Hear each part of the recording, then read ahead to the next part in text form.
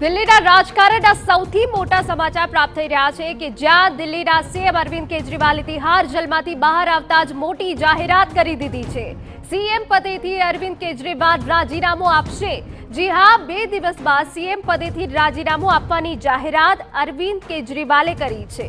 2-3 દિવસમાં આપના વિધાયક દળની બેઠક યોજાશે। ધારાસભ્ય દળની મહત્વની બેઠક મળશે 2 દિવસમાં અને તે બાદ આ નિર્ણય લેવામાં આવશે। બેઠકમાં વિધાયક દળના નવા નેતાની પણ પસંદગી કરવામાં આવશે। આપને જણાવી દઈએ કે 25 ફેબ્રુઆરી 2025 સુધી હજુ કાર્યકાળ છે અને તે વચ્ચે આ મોટું એલાન અરવિંદ કેજરીવાલે કરી દીધું છે। જો કે મનીષ સિસોદિયા પણ સીએમ નહીં હોય તેઓએ એવું પણ કહ્યું છે કે હું અને મનીષ સિસોદિયા જનતાની વચ્ચે જઈશું। હવે જનતા નક્કી કરે કે હું ઈમાનદાર છું કે ગુનેગાર, તેવું પણ તેમણે જણાવ્યું છે। હું અને મનીષ સિસોદિયા જનતાની અદાલતમાં જઈશું અને જનતાનો જે ફેસલો હશે એ સીએમ બનશે તેવું પણ કહ્યું છે। સાથે જણાવી દઈએ કે નવેમ્બરમાં જ ચૂંટણી યોજવામાં આવે તેવી ઈચ્છા પણ અરવિંદ કેજરીવાલે વ્યક્ત કરી છે। एक एक को पकड़ ये लोग पूछते हैं कि केजरीवाल जब जेल में था इसने इस्तीफा क्यों नहीं दिया? जेल में से सीएम के पद से इस्तीफा क्यों नहीं दिया? मैंने इस्तीफा इसलिए नहीं दिया क्योंकि मैं देश के जनतंत्र को बचाना चाहता था। इन्हें जो इतने फॉर्मूले बना रखे हैं, एमएलए तोड़ दो, पार्टियां तोड़ दो, एमएलए खरीद लो, डरा दो। अब एक फॉर्मूला और इन्होंने नया बनाया है, जहां जहां ये चुनाव हारे वहां वहां के मुख्यमंत्री पे फर्जी केस करके उसको गिरफ्तार कर लो और उसकी सरकार गिरा दो। तो जनता नक्की करे कि હું ઈમાનદાર છું કે ગુનેગાર। 23 ફેબ્રુઆરી 2025 સુધીનો કાર્યકાળ છે, પરંતુ તે પહેલા ખૂબ મોટું એલાન કરી દીધું છે। આપને જણાવી દઈએ કે તિહાર જેલમાંથી બહાર આવ્યા બાદ કેજરીવાલ ના તો ઓફિસ જઈ શકે છે, ના તો ફાઇલ પર સહી કરી શકે છે અને આ વચ્ચે ખૂબ મોટું એલાન કરી દીધું છે કે તેઓ સીએમ પદેથી રાજીનામું આપી દેશે।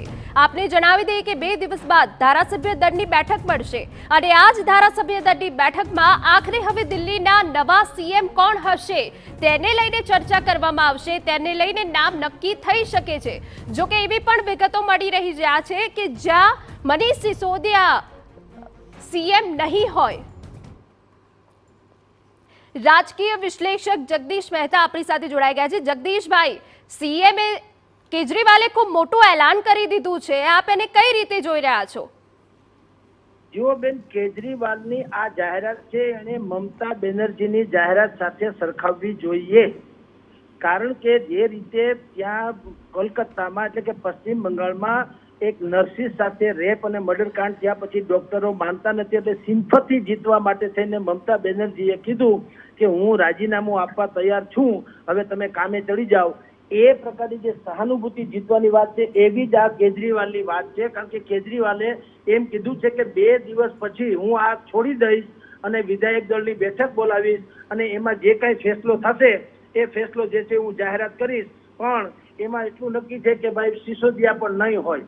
હવે આ પ્રકારની હવે આમાં આમ આદમી પાર્ટીમાં અત્યારે 2 જ વ્યક્તિ આમ તમે જુઓ તો કેજરીવાલ અને સિસોદિયાથી બચ્યા છે, બાકી બધાને કોઈ ધારાસભ્ય છે એ સ્વીકારવા પણ અડધું પડધું દિલ્હી તૈયાર નથી, સમજી લ્યો। અને એ છે તો એ પોતે માને છે કે અમે ધારાસભ્ય છીએ। ટૂંકમાં 2 મેઇન ચહેરા જે છે તો આ લોકો જ છે, કેજરીવાલ અને સિસોદિયા। એટલે આ સિમ્પથી જેવું છે। 2 દિવસ પછી ધારાસભ્યોની બેઠક મળશે અને એ બેઠકમાં કશું જ નથી થવાનું, લખી રાખજો, કારણ કે ફેબ્રુઆરીમાં પાછી ચૂંટણી છે ત્યાં દિલ્હીમાં, એટલે મહારાષ્ટ્રની સાથે। એટલે એટલા માટે સિમ્પથી જીતવા માટે છે આ જાહેરાત છે, બધા ભેગા થઈને એમ જ કહે છે કે ના હવે તમે જ રહ્યો, અમારે કાંઈ બીજું સાંભળવું નથી વગેરે। એટલે આને હું એક બુદ્ધિપૂર્વકનું મનોવૈજ્ઞાનિક દાવ માનું છું।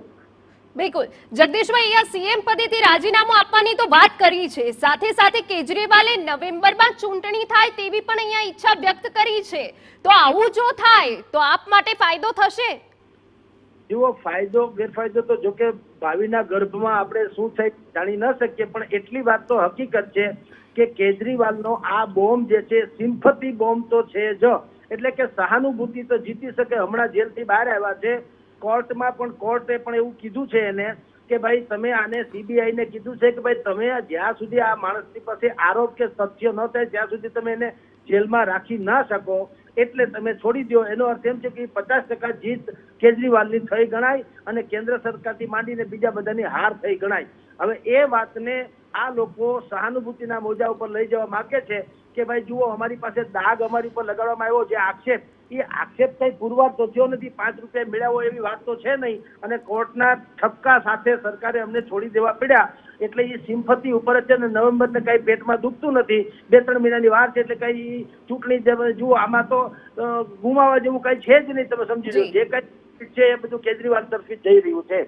જી બિલકુલ જગદીશભાઈ, દિલ્હીની જનતા માટે તો કેજરીવાલ વિશ્વાસ છે, ત્યારે ફરી એક વખત જ્યારે આવી રીતે જનતાની વચ્ચે કેજરીવાલ જાય છે ત્યારે આપને ફાયદો થશે અને ભાજપને નુકસાન થશે, આવું બની શકે?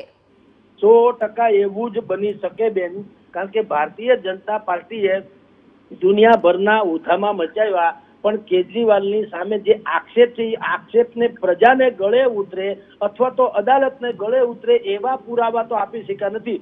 CBI ની જે બધી વાતો છે એ બધા જે પોતે સુપ્રીમ કોર્ટે પોતે ટકોર કરી છે કે તમે પોપટ જેવા ન બની રહ્યો પિંજરાના, તમે ખુલ્લા દિલે વાત કરો. અર્થાત CBI હોય કે ED હોય, એનું પ્રમાણપત્ર કે એના વજૂદ જે છે એને બહુ માન્ય આપવામાં ન આવે, કારણ કે શાસક પક્ષ કહેતા હોય એમ કરતું હોય છે, પણ જનતા સ્વીકારી શકે અથવા તો અદાલત સ્વીકારી શકે એ પ્રકારની કોઈ પણ કાર્યવાહી કેન્દ્ર સરકાર કરી ન શકી, એ તો હકીકત છે. એટલે હવે જો 2 દિવસ પછી રાજીનામાની જાહેરાત કરે કેજરીવાલ, કારણ કે અમસ્તુ પણ ત્યાં તમે જુઓ છો, ગવર્નરનું તો રાજ છે, આ મુખ્યમંત્રી છે તો આપણા મેયર જેવા છે, આમ જુઓ તો આપણી ભાષામાં કહું તો કે ખાલી મેયર જેવા છે, ફોટોજેનિક છે, બાકી બધી સત્તા તો ગવર્નર પાસે છે. એટલે કેજરીવાલે તો બુદ્ધિપૂર્વકનો દાવ ખેલ્યો છે કે એક તો 2 મહિના પછી અમસ્તી પર ચૂંટણી થવાની, હવે તે દિવસે ભૂંડે હાલ જવું એના કરતા અત્યારે ઇજ્જતના ચહેરા લઈને જવાનું કે ભાઈ જુઓ, અમારે કઈ સત્તાની ભૂખ નથી, હવે તમારે જો સારું શાસન જોઈતું તો મત આપજો વગેરે. તો ટૂંકમાં અત્યારે એના પ્લસ પોઈન્ટ તો છે બેન. બિલકુલ જગદીશભાઈ, અહીંયા છેલ્લો સવાલ મારે તમને એ થાય કે આખરે હવે દિલ્હીમાં બીજો વિશ્વાસુ ચહેરો કોણ હશે? કોઈ નહીં. એક તમને કહી દઉં, એ ભલે ગમે તેમ કે ભાઈ આપણા સિસોદિયા પણ નહીં, એનું કારણ એ છે મનીષ સિસોદિયા અને કેજરીવાલ એ બંને વચ્ચેનું જે ટ્યુનિંગ જે આપણે માનીએ છીએ એવું નથી.